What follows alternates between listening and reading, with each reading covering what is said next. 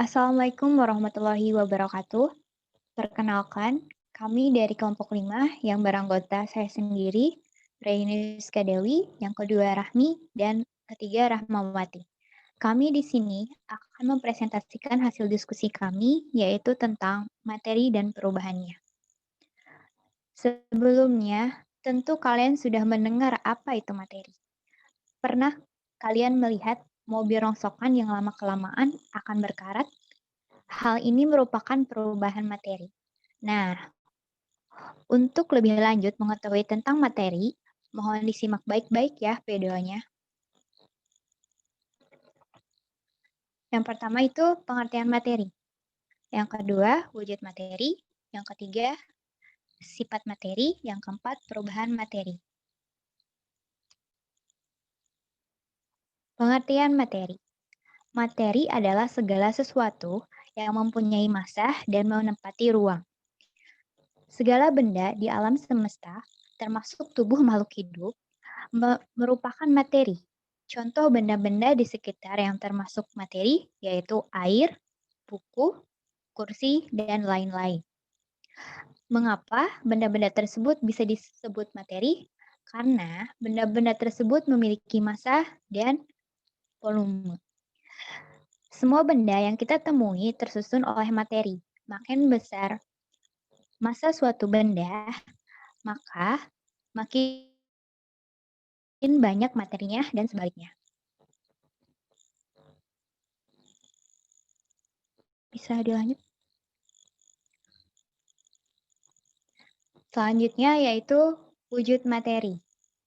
Wujud materi dikelompokkan menjadi 3. Yang pertama, zat padat. Zat padat adalah materi yang mempunyai bentuk dan volume. Materi dalam wujud padat misalnya baja, batu, dan lain-lain. Ciri-ciri zat padat yang pertama, bentuk dan volume tetap. Yang kedua, letak molekul sangat berdekatan. Yang ketiga, gerak molekulnya rendah dan dalam keadaan tetap. Molekul-molekul di dalam zat padat saling tarik-menarik yang disebabkan oleh gaya antar atom yang kuat sehingga letaknya sangat berdekatan. Bisa dilihat di gambar bahwa molekul-molekul zat padat itu saling berdekatan dan teratur. Molekul zat padat hanya bergetar tersusun dalam pola yang teratur sehingga selalu berada di posisi yang tepat. Yang kedua, zat cair. Zat cair mempunyai volume tertentu. Zat cair akan berbentuk seperti wadah yang ditempatinya karena zat cair digambarkan sebagai jalir atau fluida. Materi dalam wujud cair misalnya air, minyak, alkohol, bensin, dan lain-lain. Ciri-ciri zat cair, yang pertama, bentuk sesuai dengan wadahnya, tapi volumenya tetap. Yang kedua, gerakan molekulnya cukup bebas. Molekul-molekul di dalam zat cair masih berdekatan bila dibandingkan dengan gas, tetapi lebih jauh daripada zat padat. Gerakan molekulnya cukup bebas, sehingga berpindah tempat tetapi tidak mudah meninggalkan kelompoknya. Gaya antar molekul yang ada di zat cair tidak kuat sehingga tidak bisa menjaga molekul-molekulnya untuk tetap pada tempatnya. Yang ketiga itu zat gas. Zat gas merupakan wujud materi yang mudah berubah bentuk dan volumenya. Seperti zat cair, gas digambarkan sebagai jalir. Partikel-partikel di dalam zat gas dengan cepat menyebar mengisi semua ruang yang tersedia. Molekul-molekulnya bergerak secara acak dengan kecepatan konstan. Gaya antar molekulnya sangat lemah sehingga gerakan molekulnya cukup bebas dan tidak mudah untuk diatur. Selanjutnya akan disampaikan oleh Rahma. Selanjutnya ada sifat materi. Sifat materi, setiap materi memiliki sifat tertentu yang memudahkannya untuk dikenali dan dibedakan dengan zat lainnya. Sifat materi ada 4 yang dikelompokkan menjadi 2. Lanjut teh.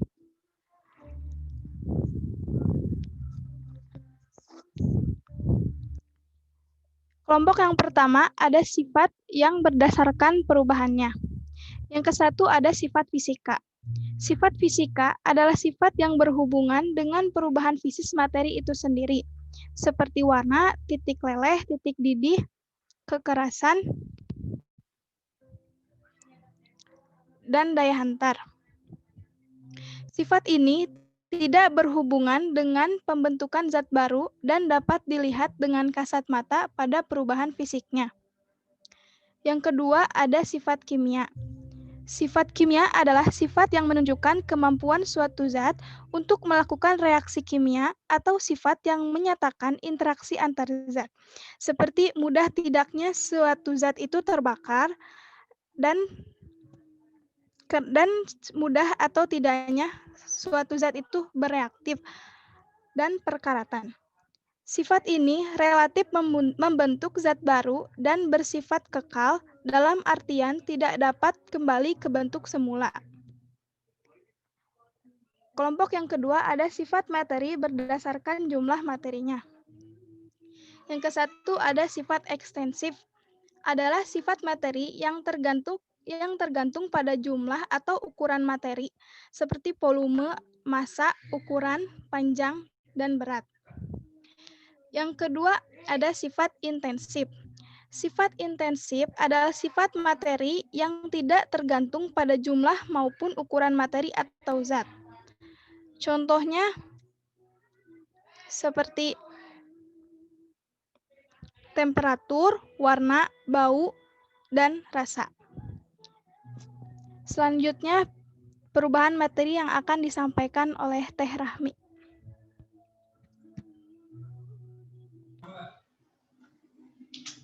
Baik, selanjutnya mengenai perubahan materi. Perubahan materi ini meliputi perubahan fisika dan perubahan kimia. Perubahan fisika merupakan perubahan materi yang tidak menghasilkan zat baru dan dapat diubah kembali ke bentuk semula. Perubahan ini sifatnya sementara. Kemudian perubahan kimia merupakan perubahan materi yang menghasilkan zat baru dan tidak dapat diubah kembali ke bentuk semula. Perubahan ini sifatnya permanen.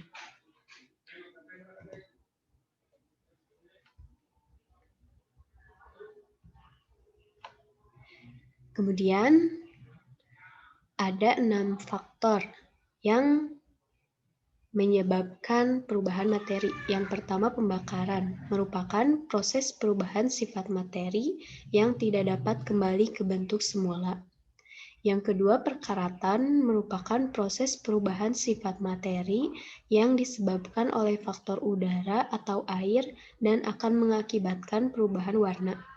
Yang ketiga, pemanasan merupakan proses perubahan sifat materi yang akan mengakibatkan sifat materi yang semula padat menjadi cair. Yang keempat, pembusukan merupakan proses perubahan sifat materi dikarenakan adanya bakteri atau kandungan air yang berlebihan dan disertai faktor udara. Yang kelima, pendinginan merupakan proses perubahan sifat materi dengan cara diturunkannya suhu pada suatu materi. Dan yang keenam, pemberian tekanan merupakan proses perubahan sifat materi yang akan mengakibatkan perubahan sifat pada suatu benda. Yang pertama, perubahan fisika merupakan perubahan materi yang tidak menghasilkan zat baru dan dapat diubah kembali ke bentuk semula. Perubahan ini sifatnya sementara. Adapun ciri-ciri dari perubahan fisika yakni tidak menghasilkan zat baru, reversibel atau dapat kembali ke bentuk semula, dan tidak terjadi reaksi kimia. Indikator umum terjadinya perubahan fisika antara lain yang pertama, tekstur. Kita ambil contoh pada papan kayu yang kasar. Jika diamplas dan dipelitur, maka papan tersebut akan mengalami perubahan fisika di mana pada awalnya papan tersebut bertekstur kasar akan menjadi halus. Kemudian yang kedua, warna. Perubahan warna memang identik dengan indikator umum perubahan kimia. Namun tidak menutup kemungkinan berubahnya warna pada suatu materi dikarenakan karena materi tersebut mengalami perubahan fisika. Contohnya pengecatan tembok atau pengecatan kendaraan. Yang ketiga, suhu. Semakin meningkat atau menurunnya suhu akan menyebabkan perubahan wujud dari suatu materi, misal air yang membeku. Kemudian yang keempat, bentuk. Merupakan indikator paling dasar dalam perubahan fisika. Misalnya, kertas origami ataupun plastisin yang ditekan-tekan. Berikut merupakan beberapa contoh perubahan fisika. Ada plastisin yang ditekan, lilin yang dilelehkan, kertas yang dipotong, air yang direbus hingga mendidih, es yang dicairkan, kapur barus yang disublimasi, pengecatan tembok, dan garam atau gula yang dilarutkan dalam air. Kemudian yang kedua, perubahan kimia.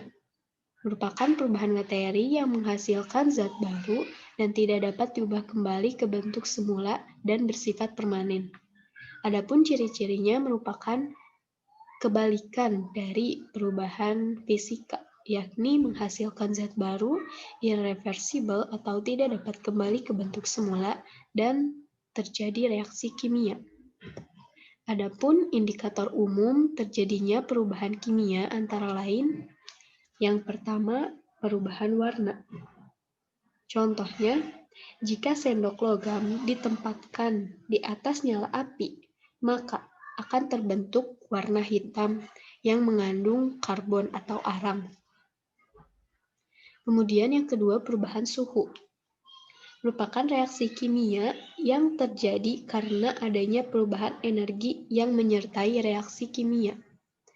Perubahan suhu ini sangat berkaitan dengan sifat kimia yakni mudah terbakar. Yang ketiga, muncul gas atau bau. Misalnya, reaksi pembusukan yang akan menyebabkan atau memunculkan gas yang berbau menyengat. Kemudian indikator yang keempat, terjadinya endapan. Merupakan suatu zat yang sukar larut dalam pelarut air. Misalnya, susu yang didiamkan beberapa waktu akan mengalami pengendapan.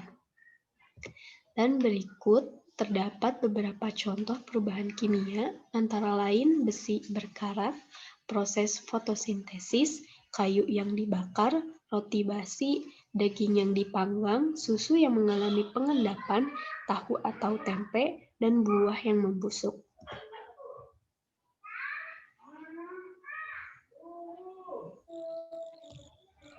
Nah, sekarang kalian sudah tahu apa itu materi dan perubahannya. Mungkin sekian presentasi dari kami. Mohon maaf apabila banyak kekurangan dan kesalahan. Wassalamualaikum warahmatullahi wabarakatuh.